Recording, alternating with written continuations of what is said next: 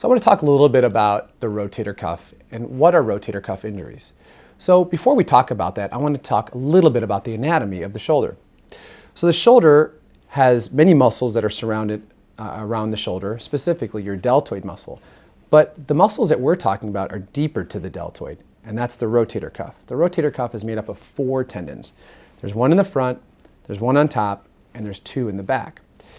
The most commonly injured rotator cuff tendon is the supraspinatus tendon, and that's the one right on top. So what causes a rotator cuff injury? Rotator cuff injuries can be minor injuries. You may have a fall, repetitive injuries at work. They can cause minor injuries to your rotator cuff, and many of those can heal with physical therapy, some rest, anti-inflammatory medication. Other times, a tendon could be torn and require repair.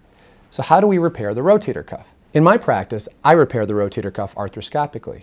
I'll repair the rotator cuff back down to the bone with small anchors that hold the tendon securely to the bone.